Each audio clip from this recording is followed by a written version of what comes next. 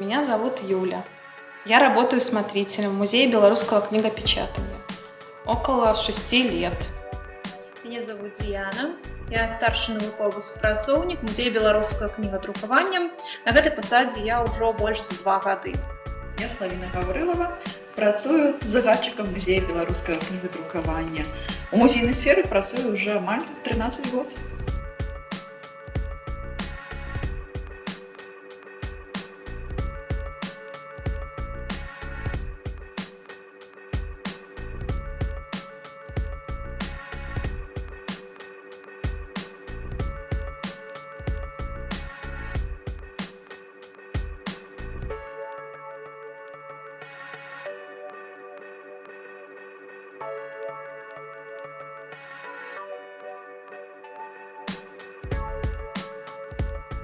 Работаю.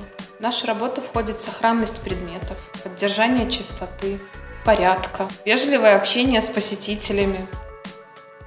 Чаго я толькі ў музеі не раблю, насамрэч. Праводжу экскурсіі. У сезон бывае так, што ў дзень я праводжу 4-5 экскурсій. Я займаюся музейна-педагагічнай дзейнасцю, распрацоўваю заняткі, праводжу іх. Звычайна гэта для дзяцей малодшага школьнага ўзросту ці дашкольнага ўзросту. Даволі складана так хутка сказаць, што я раблю ў музеі. Лягчэй сказаць, што я не раблю там. Мая праца нагадвае мне працу, калі можна так сказаць, піяніста. Калі націснеш адну клавішу, будзе адзін гук. Калі націснеш другую, будзе другі гук. А для таго, каб гэта быў музычны твор, прыгожы, які займе слухача, то трэба ў правільным парадку правільна націскаць патрэбныя клавішы. Каб праца музея даставляла наведвальніку задавальнення і самім супрацоўнікам было таксама вельмі комфортна. Ну, гэта гледзячы кім працаваць. Я б сказала так, трэба вучыцца. Таму што праца ў музеі гэта такая своеасаблівая дзейнасць, калі немагчыма сказаць, все, я вывучыў, все, я падрыхтаваўся, все, я буду праводзіць экскурсіі, я там буду праводзіць музейныя педагагічныя заняткі. Такога тут быць не можа, таму што кожны дзень ты нешта для сябе адкрываеш новае, і чым больш ты пазнаеш, тым больш ты разумееш, што ты нічога не ведаеш. Калі ты хочаш стаць старшым навуковым супрацоўнікам, як я, напрыклад, у нашым музеі трэба быць гуманітарыем, у цябе павінна быць вышэйшая адукацыя гуманітарнага профілю. Добра вельмі быць гісторыкам, добра быць філолагам, асабліва ў нашым музеі кнігадрукавання, добра мець, допустим, біялагічную нейкую або геалагічную адукацыю, калі ты працуеш у музеі, там, звязаным з прыродай, з экалогіяй і гэтак далей. Усё залежыць ад профилю музея. Я думаю, данная специальность не требует образования, но в моем случае эта работа позволила мне получить образование другое. Я учитель-логопед.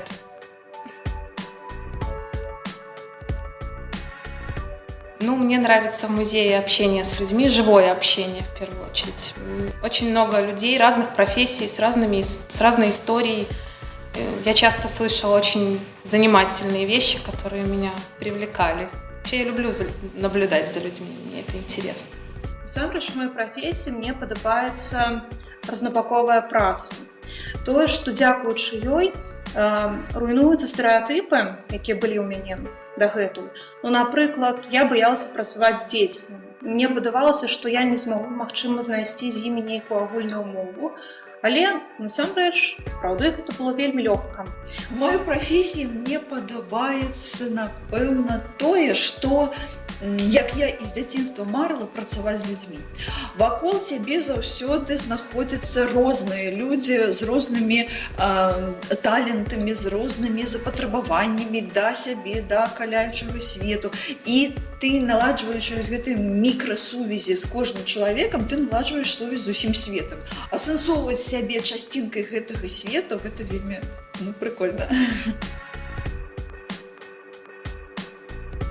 Звычайна не. Але бываюць выпадкі, калі сапраўды замінаюць, калі кабінет блытаецца за экспазіцыяй. Нет, мне совершенно не мешают люди, я люблю общение. Меня больше смущает тишина.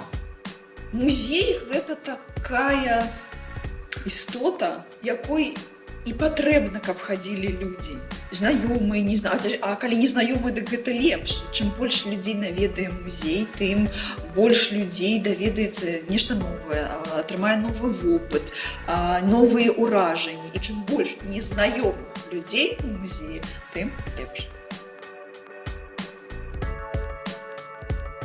Вообще я читаю, если никого нету. Спачатку я пачынаю дыхаць. Сапраўды прыходжу ў такі раўнаважны стан, потым мне становіцца сумна. Але моя прафесія не для таго, каб сумаваць. У хуткім часе мне знаходзіцца шмат новай працы. Я буду працаваць над стварэннем новых музейных заняткаў, распрацоўкай іх займацца. Таксама буду праводзіць заняткі, буду займацца экспазіцыяй, якая ў нас ёсць. Будзем змяняць нейкія экспанаты ці атачэнне, у якім яны знаходзяцца. Акрамя таго, трэба займацца фондавай працай, трэба фонды папаўняць і даследаваць тыя прадметы, якія сёння ёсць у музейным зборы. Канешне, навуковая праца, бо я навуковы супрацоўнік, мне трэба распрацоўваць пэўную тэму, пісаць артыкулы, такім чынам публікаваць вынікі маёй працы. Насамрэч, я не заўсёды магу кантраляваць ёсць у музеі наведвальнікі на той некаторы момант, тому што у меня ёсць асобны кабінет, я там працую шмат, таму што наша музейная дзейнасць яна вельмі разнастайная, у тым ліку трэба працаваць шмат і за камп'ютарам, трэба працаваць разумова, трэба думаць, гэта патрабуе нейкай інтымнай такой абстаноўкі, таму ты закрываешся, бывае, ў кабінеце і працуеш, і не заўсёды зважаеш, колькі часу прайшло. Я вельмі люблю вылучаць экспанаты, пра якія я люблю расказваць людзям. Вось, да прыкладу, што адразу прыходзіць у галаву, гэта рэканструкцыя папяровага прэса 18 стагоддзя. І даросламу і дзіцёнку цікава будзе ведаць, напрыклад, што гэты прэс, ён кінагерой, ён здымаўся ў кіно. Гэта вельмі цікава, гэта прываблівае. А дарослыя адразу, многія спазнаюць савецкі фільм «Я, Францэска Аріна», у якім якраз і здымаўся гэты проста якасці героя. Напэўна, вось гэты экспанат, пры якім можна даволі шмат расказваць, даволі цікава, і ён цікавы для ўсіх. А гэта вельмі важна. Первый раз, когда я зашла в музей, меня очень впечатлила библиотека. Меня покорило это место, оно каким-то особым духом наполнено. Я не знаю почему, но мне оно нравится. Мне, калі чэсна, вельмі незручна яго вызначаць, бо мне падаецца, што зараз прыйдзе маці і скажа нешта накшталт: «А чаму ты гэтую цацку взяла з сабой, а астатнія забылася пра іх?» Але насамрэч ёсць у мяне такі экспанат. Як не дзіва, у музеі кнігадрукавання гэта не кніга. Гэта адзін з самых вострых прадметаў, які сёння знаходзіцца ў нашай экспазіцыі. Гэта завостраная палачка з мілагучнай назвай, гаворачай «Пісала». Мне падабаецца гісторыя, звязаная з ім, як выкарыстоўвалі пісалу ў Рыме. Напрыклад, знакамітага Юлія Цэзара якраз-такі забілі пры дапамозе старажытнай ручкі. А яшчэ адзін рымскі імператар выкарыстоўваў яе падчас палявання на губ. Па-першае, канешне, музей – гэта прастора змяняючаяся. Змяняюцца экспанаты, экспазіцыя, змяняюцца людзі, якія там ёсць. З'яўляюцца нейкія выставы, з'яўляюцца новыя праекты, нейкія мерапрыемствы праходзяць. Але самае галоўнае, змяняемся мы самі. Людзі мяняюцца, і тое, што ты бачыў экспазіцыі ў школьным узросце, то, як ты бачыш экспазіцыю ва ўзросце, ўжо такім больш сталым, калі ты студэнт, ці ты ўжо дарослы чалавек, працуючы. Канешне, ўсё гэта успрымаецца па-рознаму. Каждый раз, когда заходишь, какое-то новое впечатление, какая-то новая информация, что-то новое, все равно для себя узнаешь. У музеі увогуле трэба хадзіць у розныя і не па аднаму разу. Можна прайсці самому, можна прыйсці і ўзяць экскурсію, можна ўзяць аўдыёгід, можна прыйсці з сябрамі, можна сям'ю, і заўсёды гэта будзе розны музей. Толькі трэба крышачку папрацаваць для таго, каб наладзіць сувязь свайго ўспрымання з атмасферай гэтага музея. Тады ўсё будзе добра. Музей можна назваць прасторай, у якой шмат коду. Гэтыя коды трэба расшыфроўваць. Ночью была у мяне група, это была сям'я, была дзіцячая экскурсія, але з цягам часу бацькі нешта шмат задавалі пытанняў, асабліва наконт цаны, кошта гэтых прадметаў. І мне было так няёмка, мы амаль кожнай вітрыне падыходзілі, і мне пыталіся, а колькі каштуе гэтая рэч, а гэтая. Ну, канешне, называць кошты гэта неправільна. Я так абыходзіла гэтае пытанне, но было складана, сапраўды. Калі вы ўжо пачнеце прадаваць экспанаты і будзеце жыць вельмі добра, такое вельмі неэтычнае, але таксама бывае, з'яўляецца такое пытанне ў нашых наведвальнікаў. Калі прыйшоў наведвальнік у музею, яго няма ніякага, нават самага бязглуздага пытання, ну, на наш погляд, значыць, задарма прайшла наша праца.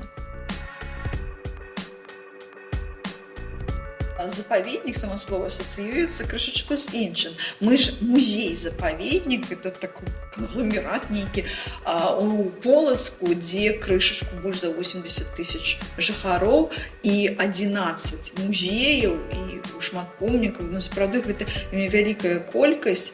Таму мы для сябе проста кажам, працуем у запаведніку, насамрэч мы нацыянальны полацкі гісторыка-культурны музей-запаведнік. У нашым запаведніку ёсць звяры. Ну, большая іх частка знаходзіцца ў прыродна-экалагічным музеі, але я думаю, што ў кожным музеі нашага запаведніку можна знайсці нейкую жывёлу ці гісторыю пра яе. Напрыклад, у нашым музеі можна даведацца, якіх жывёл прымалі на працу ў скрыпторыі, дзе манахі перапісвалі старажытныя кнігі. Цяжка сказаць, у якім музей канкрэтна. Я ўвогуле ўсім рэкамендую хадзіць у музей, набірацца новага опыту, новых ведаў. Усё гэта будзе толькі на карысць. І чым раней гэта пачнецца, тым лепш. Я считаю, что нужно посетить все музеи, не только в нашем городе. Это достаточно интересно для себя, опыт, знания, общение. Я прапаную кожнаму прыйсці аднойчы ў музей беларускае кнігадрукавання, але і таксама прыйсці ў музей нашага запаведніка, бо у нашым запаведніку 11 музеяў. Тут кожны, напэўна, знойдзе нешта для сябе. Калі вы хочаце патлумачыць нешта для сваіх дзяцей, ну, нейкія простыя рэчы, тыя прадметы, якія нас атачаюць, патлумачыць, як яны працуюць, іх гісторыю, можна прыйсці ў дзіцячы музей. Калі вас цікавіць біялогію, прырода, можна наведацца ў прыродна-экалагічны музей. Ну, канешне, краязнаўчая тэматыка, напрыклад, прадстаўлена ў музеі краязнаўчым нашага горада, ваенная тэматыка ў музеі баявой славы, ну і гэтак далей. Канешне, звычайна людзі думаюць, што калі я музейны супрацоўнік, я толькі ваджу экскурсіі. Но чаще всего это возрастные рамки. Не ожидают встретить молодых людей в музее и в основном удивляются. Ну, самы распаўсюджаны стэрэатып можна сфармуляваць, а чым вы там у музеі займаецеся, пыл з экспанатаў сціраеце. Людзі лічаць, што калі ў музеі няма наведвальнікаў, значыць, усе сядзяць і чакаюць. І калі ёсць наведвальнікі, значыць, водзіць экскурсія. Пыл на экспанатах – гэта, напэўна, на мой погляд, самы распаўсюджаны стэрэатып. Хаця, насамрэч, яго няма.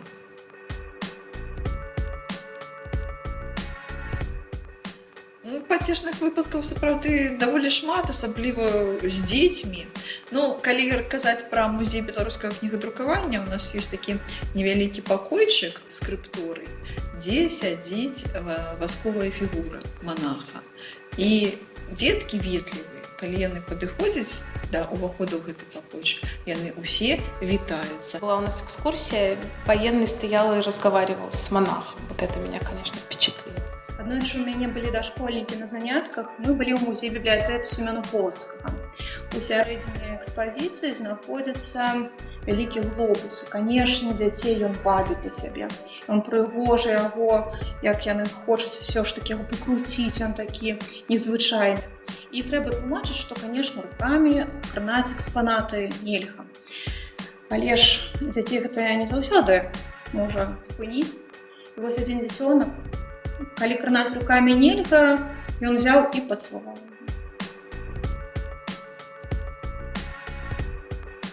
А гэта таксама стэрэатып, што мы заўсёды расказваем адно і тое ж. Я очень люблю слушать наших сотрудников, они достаточно интересны, и каждый раз у них какая-то импровизация. С каждой группой они по-разному проводят экскурсию. Мне это интересно, и для себя я что-то новое узнаю, для своей работы.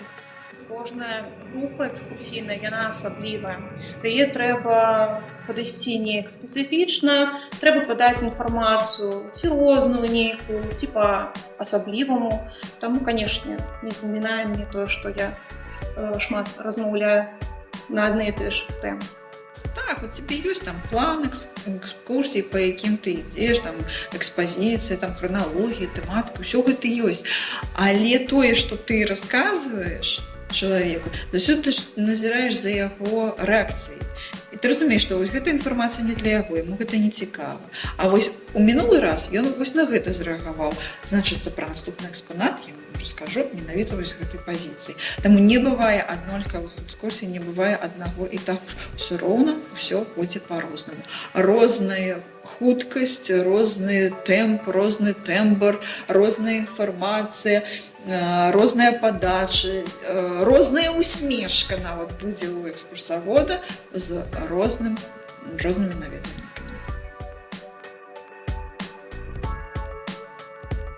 Я всех приглашаю к нам в музей, у нас достаточно интересно, и не только в наш.